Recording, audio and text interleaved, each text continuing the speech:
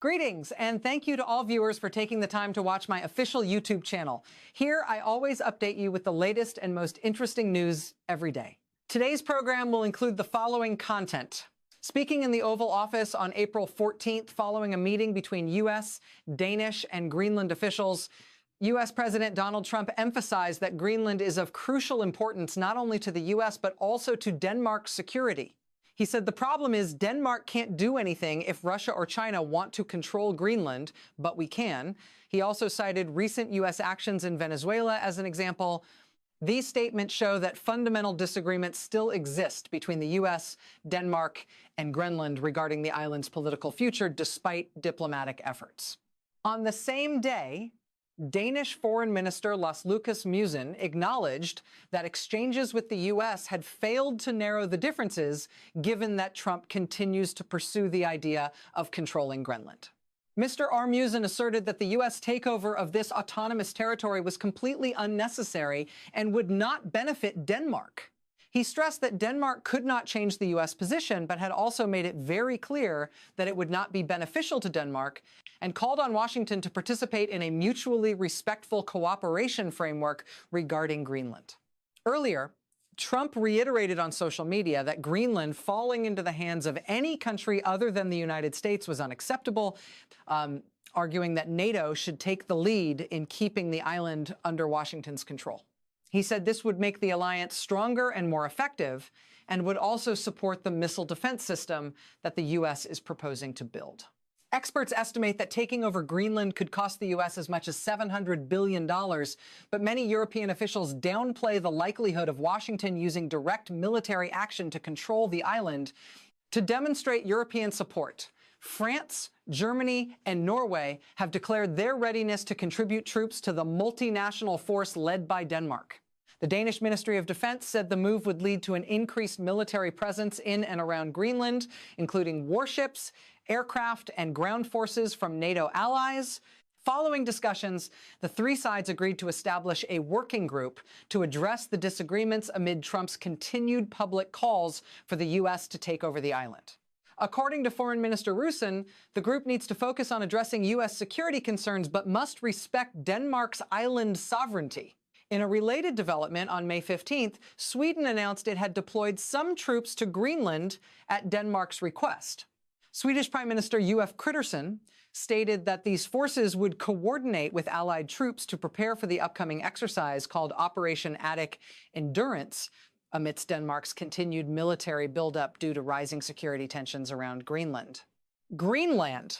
Meanwhile, France is preparing to open a consulate in Greenland next month, seeing this as a political signal to affirm the territory's desire to remain closely associated with Denmark and the European Union.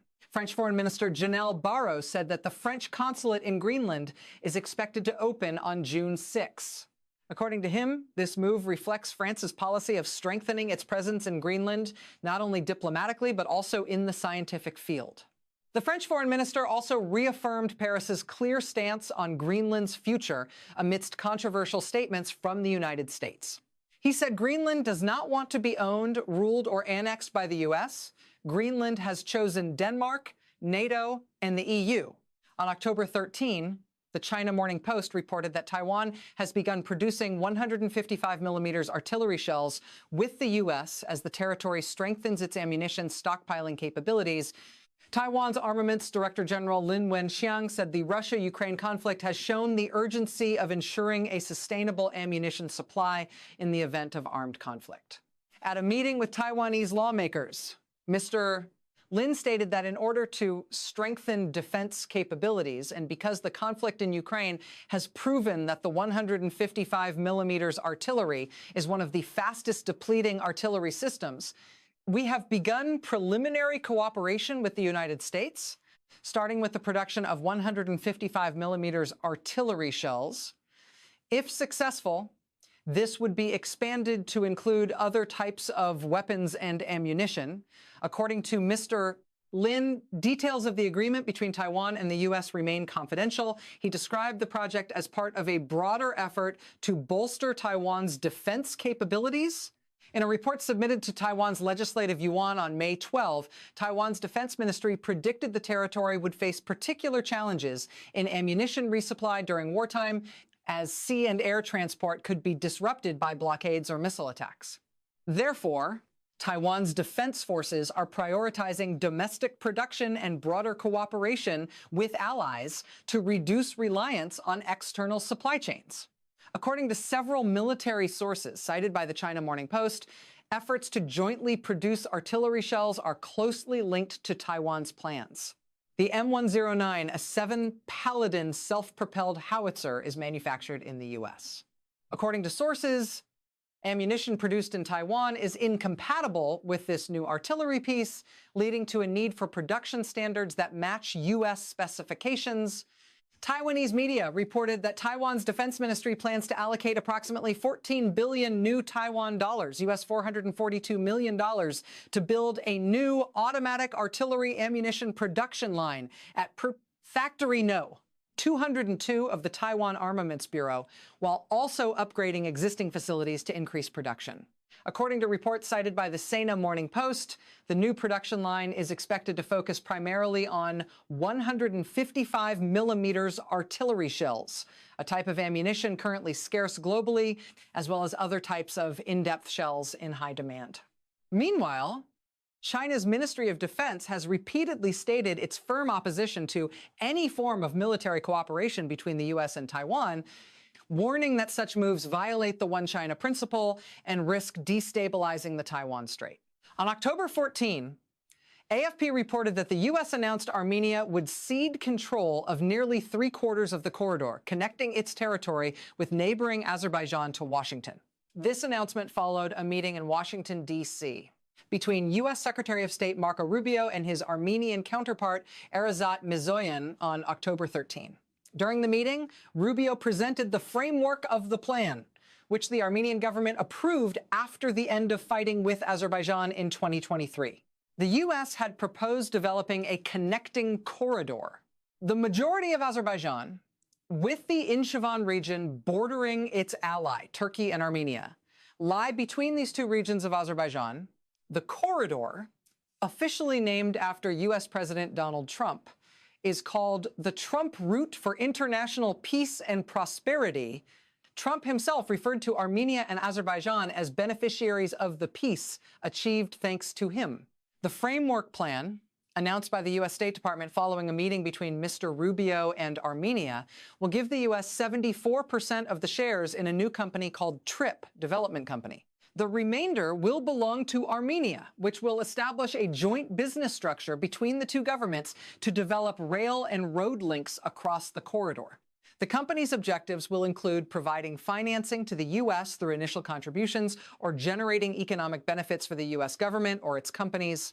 The project will open new markets for U.S. investment and promote trade to bring raw materials, strategic minerals, and rare earth metals into the U.S. market. Speaking alongside Armenian Foreign Minister Arazat Mirzoyan, Rubio stated that the TRIP agreement would become a model for the world on how a country can open itself up to economic activity and prosperity without jeopardizing its sovereignty and territorial integrity. Iran had previously expressed concerns about the TRIP project. The Islamic Republic borders Nivan and maintains warm relations with Armenia. Last year, Armenian Prime Minister Nikol Pashinyan reassured Iran that the corridor would remain entirely under Armenian sovereignty. On March 13, U.S. senators introduced a bill aimed at preventing the Trump administration from controlling NATO territory, including the Danish island of Greenland.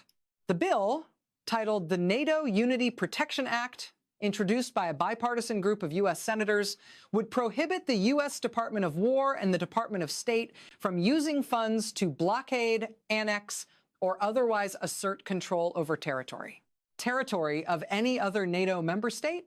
The bill, sponsored by Democratic Senator Jay Shinis Sahin and Republican Senator Lisa Murkowski, comes amid growing concerns about Trump's repeated claims that the U.S. needs Greenland for national security, even if it means resorting to military action. Representative Baheen of New Hampshire stated that this bipartisan bill clearly affirms that American taxpayers' money cannot be used in actions that fracture NATO and violate our own commitments to NATO. The bill sends a clear message that recent statements regarding Greenland have seriously undermined America's national security interests and are facing bipartisan opposition in Congress. Republican Congresswoman Murkowski, representing Alaska, argued that the 32-member NATO security alliance is the strongest line of defense against attempts to undermine global peace and stability.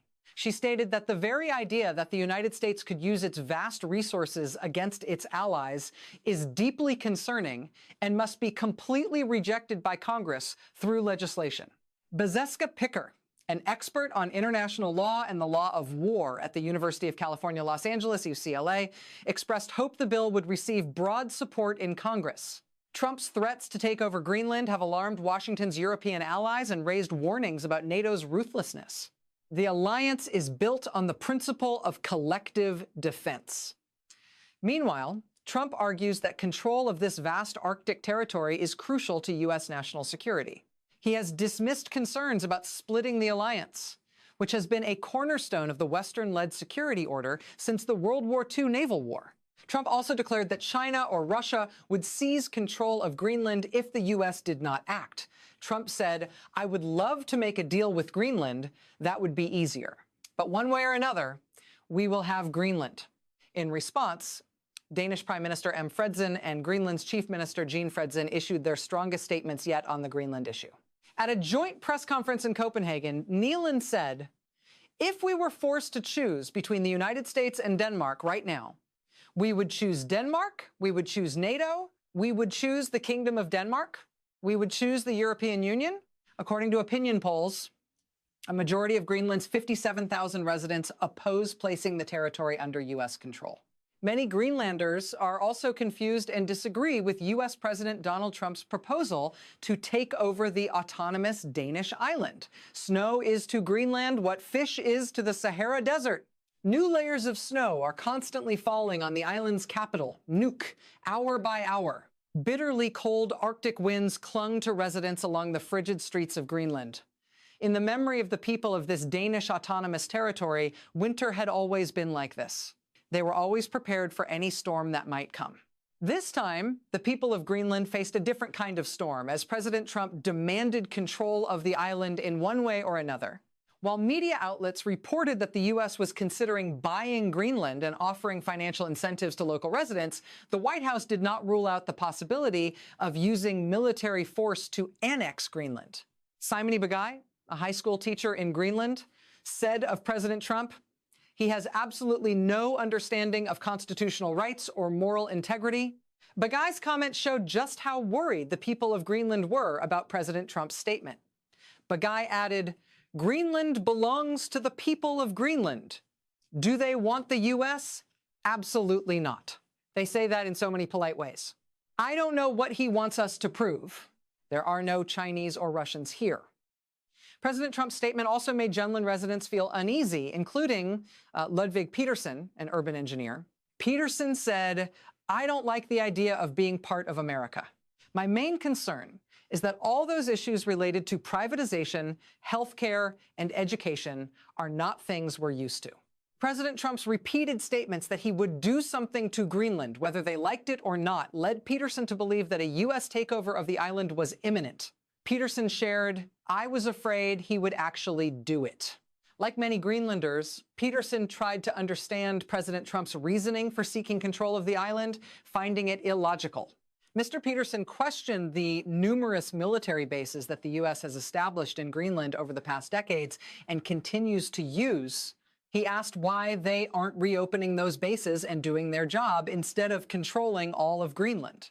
Facing and adapting to adversity is an integral part of life for the people of Greenland. But when asked if they wanted the U.S. to take over Greenland, a taxi driver answered bluntly, no. Komia Kemis, a thriving garment business owner, cuts and sews seals into gloves, traditional Inuit trousers and shirts. The question arises, does the world truly understand the Greenlanders? She said, "I feel that when we talk about Greenland, I'm talking about society, about my family, about the people who live here. But when the world talks about Greenland, It's about the land, about the resource areas. And those two things are not the same. I feel like we're not even talking about the same thing. She also found it difficult to imagine how Greenland would defend itself against a superpower like the United States. Chemist stated, "We are friendly, we are peace-loving people, we have never had war. We don't even have an army in Greenland. We don't wage war." So, of course, we can't stand up to the American military. No one can stand up to the American military. Ms. Chamness used to want to do business with the Americans, but now she has to reconsider. She said, "Instead of drawing us closer, Mr. Trump is pushing us further away." Like the majority of Greenlanders, over 85% in the most recent poll at the end of last year. Ms. Chamness supports the island's independence from Denmark, but also understands that self-reliance will not be easy and that allies play a vital role. She wondered to what extent and at what cost current allies like the European Union and NATO would support Greenland.